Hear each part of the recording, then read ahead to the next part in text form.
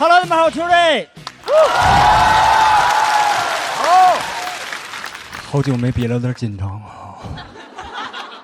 说实话，作为选手，这个比赛就只能激发出我人性中那些恶。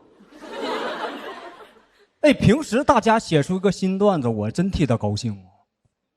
哎，但一站到比赛这个舞台上，我看到这么多新人，这么多好段子，我只觉得王府里的女人太多了。哎，这时候看同行写出一个新段子，感觉就像跟你一起争宠的嫔妃，她又怀孕了，我一胎也没有。我知道做姐妹的应该替她高兴啊，但我更多的是焦虑，看着自己那篇空白的稿子，有点跟华妃共情了。我说怎么人人都能生，偏偏本宫生不了？我不知道人家咋写出的新段子，就去学习嘛。哎，我去看黑灯一整个专场，就是在说自己眼神不好这个事儿。说实话，有一瞬间，我想把他眼睛治好。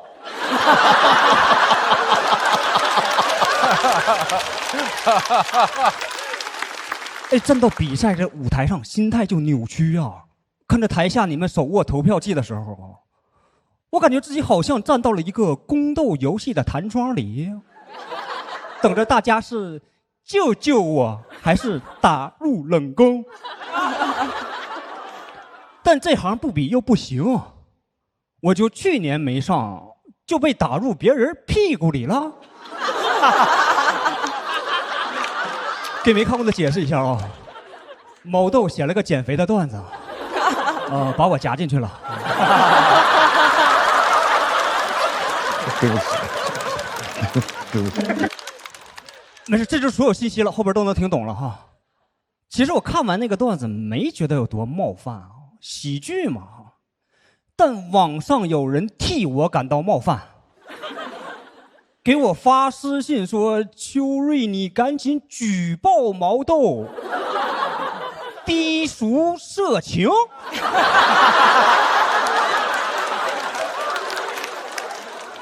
哥们儿，低俗我看出来了。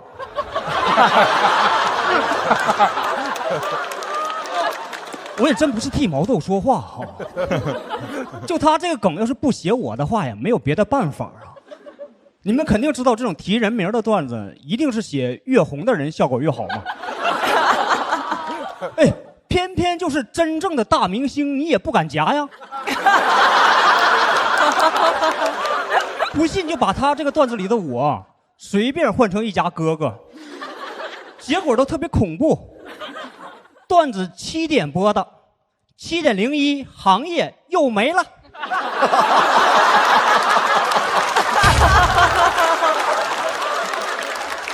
戛然而止。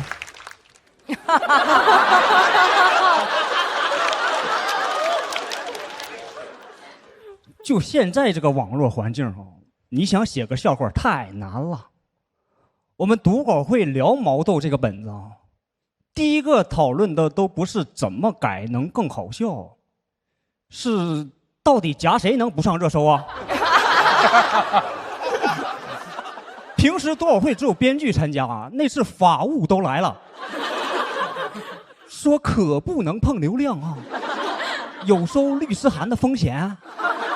我们就让 AI 当原告，模拟了一下后果到底有多严重。AI 是真敢判呐，他上来要告毛豆软禁。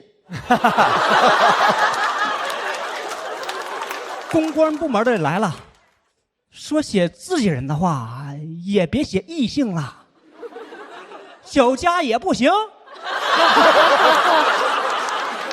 本来小佳和小佳是多好的谐音梗啊。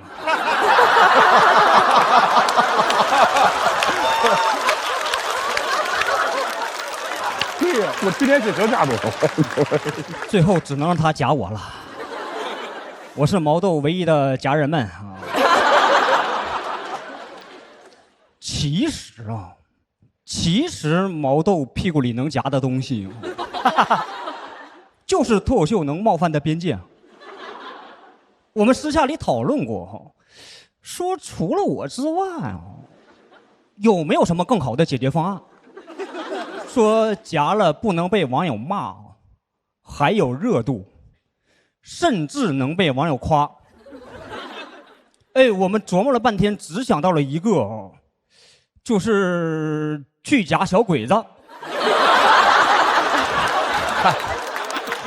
但导演组听说我要讲这段也害怕，说提了这么多次屁股，会不会被平台限流啊？要不要改成腰腿连接处啊？对吧？网上就根本找不到那种说出来能让所有人满意的教科书式的表达，甚至教科书在网上都有些网友骂。我之前就看到《朝花夕拾》被骂了，说写了书桌上刻早字是在破坏公物。我感觉鲁迅要是知道他因为这个原因被骂，都想在那个早字上面加上草字头啊。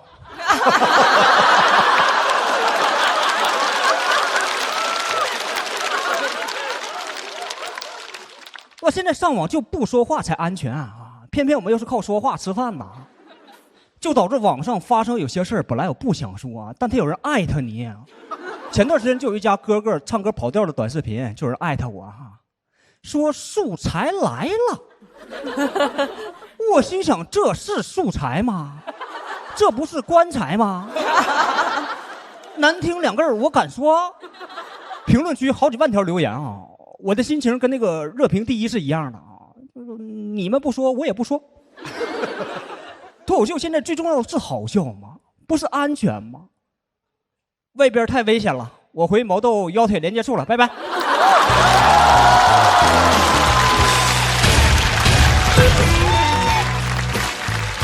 周瑞，锁票倒计时。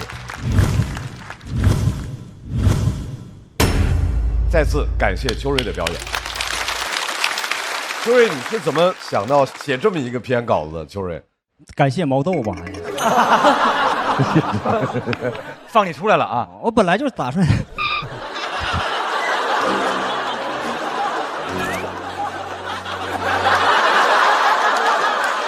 I'm sorry, I'm sorry, 秋瑞 I'm sorry, sorry。写了一段甲骨文啊。甲骨文对。所以你是有感而发。我觉得现在所有人都有这个感受吧，可能创作者更多一些啊，就是说什么都挨骂，普通人不敢拿大号说话，动不动就开盒，然后就这些东西，就是本来要是没有毛豆这个素材，可能这个越写就会越沉重。还是感谢毛豆能让就是把这个东西能开开心心的说出来啊。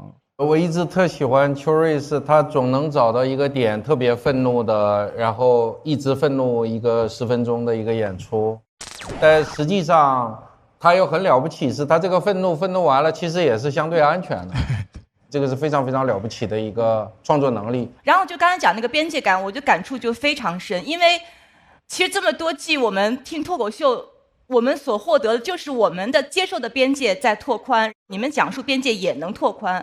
那我们去接近那个边界，不是为了去伤害，不是为了去冒犯，就是为了我们共同都有一个更能喘气儿的一个空间。所以其实我们听完以后，你的愤怒可能某种程度得到了舒缓，我们也能够获得更松快的一个呼吸的那种感觉。所以这是一个特别让人舒畅的一个双赢的一个局面。秋瑞就是摇滚乐啊，就是厉害啊！谢谢我们小友团给出的非常非常好的意见。同时，韦大爷回到台中，我们先来看一下校友团给出的票数。秋瑞大幅度的领先，那么我们来看一下2位演员的得票情况。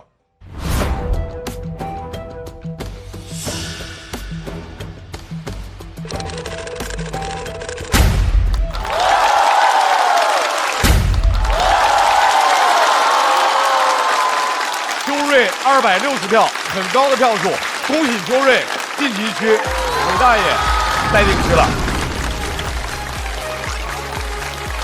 对不起，秋瑞，我不该把你夹在屁股里，对不起。